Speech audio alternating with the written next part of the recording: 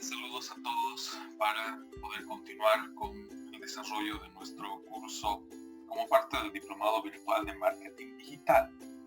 Hemos ya visto algunos aspectos relacionados a la aplicación de normativa nacional, así como también estándares internacionales vinculados a la gestión de nombres de dominio y eventualmente la resolución de disputas. También en otro video hemos abordado algunas recomendaciones de contenidos de orden jurídico legal que debieran estar presentes en todo sitio web. Ahora abordemos otro criterio, la influencia de las TIC en el marketing y, derivado de esta influencia, las connotaciones jurídico-legales que pueden ocurrir o que pueden ubicarse con relación a este factor. Para ello vamos a recurrir a otra presentación relacionada a la publicidad en las redes sociales.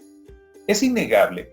que como principal influencia de las TIC, de las tecnologías de información y comunicación, vemos una transformación importante en las estrategias de marketing para llegar precisamente a un esquema de una estrategia digital.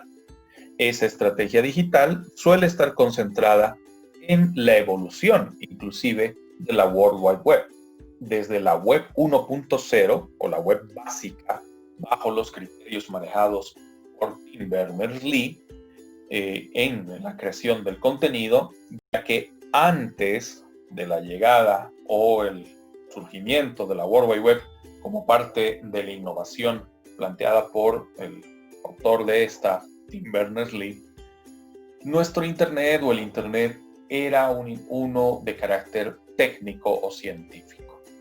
No estaba pensado, en todo caso, a favor del usuario digital, como hoy acontece, sino para un uso más de carácter científico, más de carácter técnico o inclusive en su origen, un uso de orden militar. Pero ya con el advenimiento de la World Wide Web y el surgimiento de la web, que hoy la conocemos como la web 1.0, comienzan a evidenciarse una serie de patrones, una serie de referencias a contenido y forma de los sitios web, que en este caso, por ejemplo, nos llevan a los contenidos de los portales de contenido como una primera instancia de presentación de información. Podríamos hacer alusión a un mítico portal de contenido que funcionó en la década de los 90 y que actualmente prácticamente ha quedado en el olvido. El servidor de Altavista. Que antes de hablar de Google o incluso de Yahoo, deberíamos hacer alusión a lo que fue Altavista, porque fue uno de los primeros portales de contenido de habla hispana, además, que nos permitía acceder a bloques de información que se iban presentando como una especie de catálogo, ¿no? Porque todavía no teníamos una noción clara del direccionamiento de los sitios web. Esto sobre todo se vinculaba o permitía vincular los portales de contenido a bases de datos con el objetivo de entrelazar la información y que podamos acceder rápidamente a ella, que en un primer momento eran bases de datos monocromáticas, puro texto, muy poca información interactiva, no tan pensada en el usuario, pero que de una u otra manera permitía acceder a datos y por ende tratar de generar información. De ahí luego pasamos al concepto de los servidores de archivos, lo que tarde o temprano nos llevaría también al esquema de compartir archivos o el peer-to-peer o file share. Eso en una línea.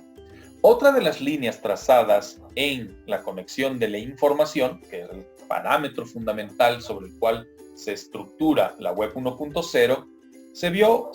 bastante potenciado con el advenimiento de los motores de búsqueda. Y ahí sí debemos hacer alusión a el motor de búsqueda por antonomasia, que es Google, que viene a ser uno de los parámetros que termina revolucionando a los sitios, a Internet primero, y luego la vinculación de la información contenida en sitios web y que era precisamente alcanzada por el ranking de Google para posicionarlos. Lo que denota que eventualmente ya las empresas o los profesionales comienzan a decantarse por los sitios web para poder entregar información. Una información que se encontraba contenida en las bases de datos, en los servidores de archivos, que permitía su intercambio, que permitía su paso a través de los propios usuarios y que eventualmente derivó en un plano ya mucho más formal en el advenimiento de portales de empresas. Aparte de eso, obviamente los desarrollos de la computación de sobremesa, también la posibilidad de suscribirse a información inicialmente bajo el esquema de correo electrónico, lo que después evolucionaría muchísimo más. Pero la World Wide Web o la web no se quedó estancada en un criterio de la web 1.0. Pasamos a un parámetro de evolución de la denominada web social o la web 2.0, donde evidenciamos o reconocemos, por ejemplo, que ya no solo permitimos el acceso a la información, sino que buscamos conectar personas. Uno de los primeros parámetros fundamentales para que esto sea posible fue precisamente el desarrollo de servicios como el email o las conferencias, que luego derivarían en las salas de chat y las salas de videoconferencia más adelante. Esto tuvo su incidencia, por lo tanto, en la transformación de estos dos conceptos del email y la conferencia a la mensajería instantánea.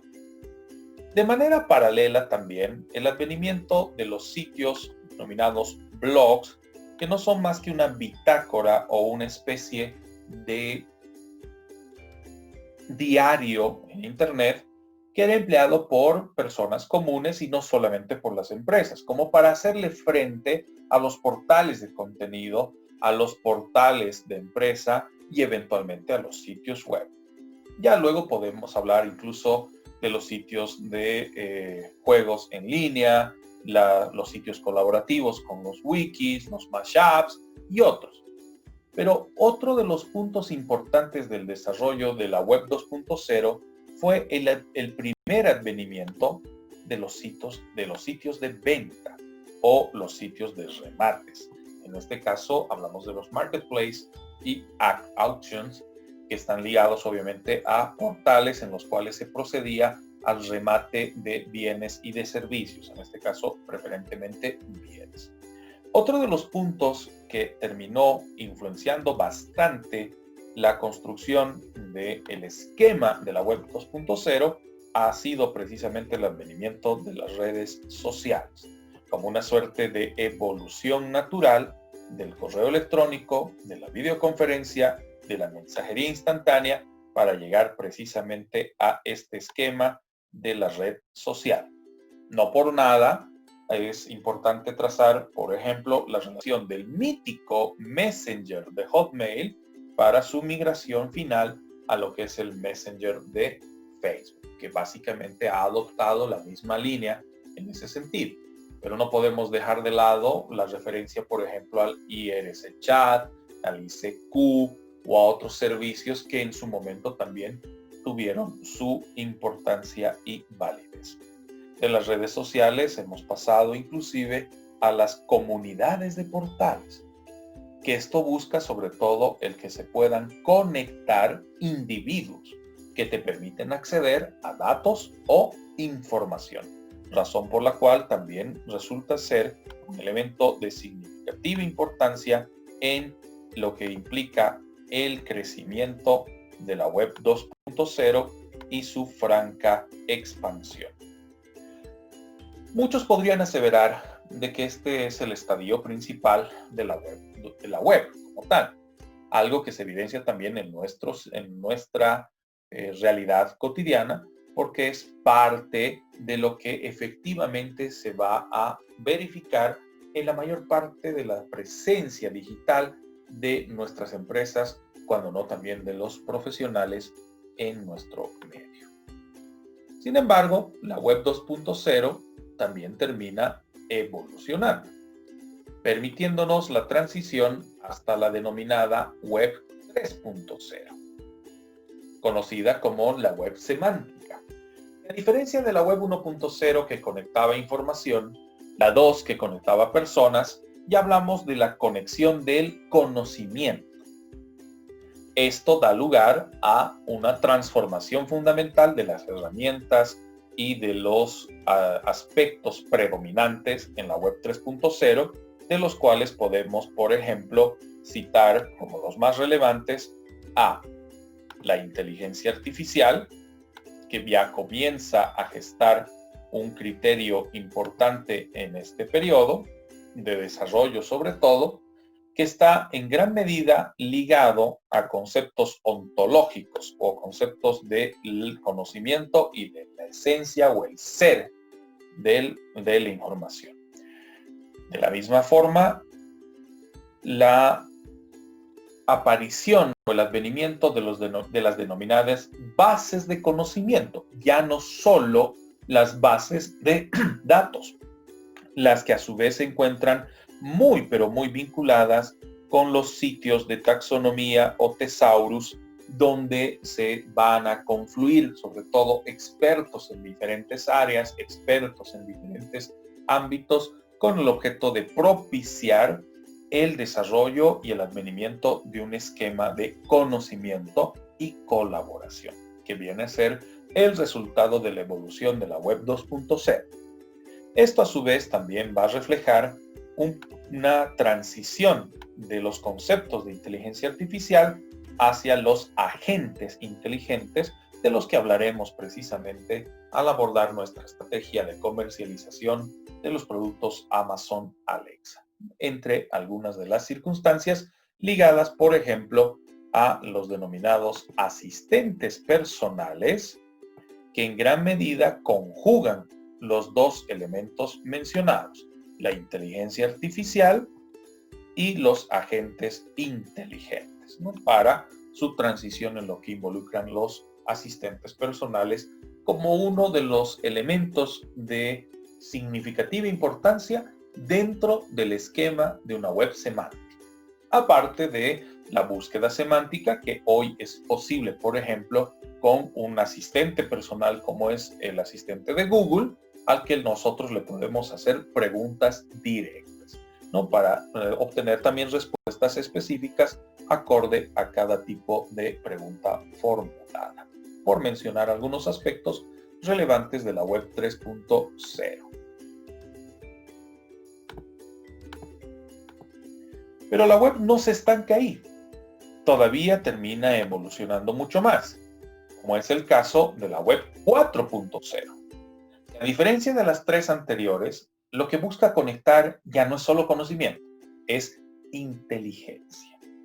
Ya hablamos de los blogs semánticos, el correo semántico, que ese es un ejemplo que hoy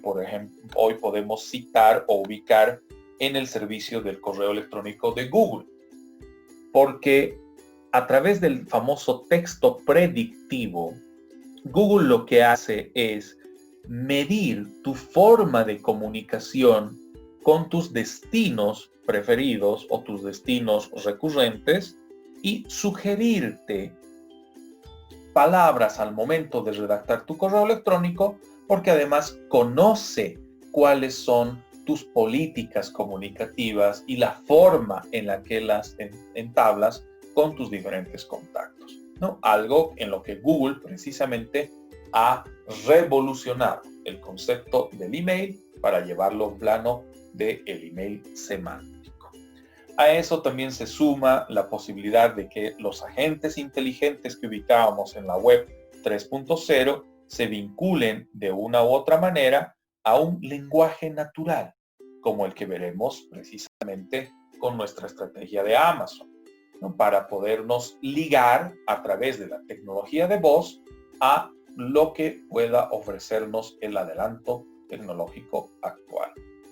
Luego hablamos de los mercados inteligentes, las comunidades semánticas, las empresas o sitios web que ingresan en un criterio de desarrollo semántico para conectar inteligencia, y otros que tienen en común, sobre todo,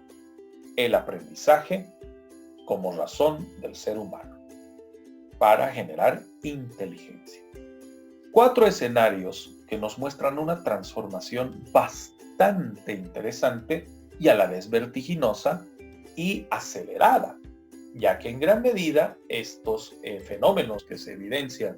en la transformación de la web 1.1 hasta la web 4.0 y los esquemas actuales que hacen alusión inclusive a una web 5.0 e incluso una 6.0, nos muestran un franco desarrollo de los contenidos a través de Internet.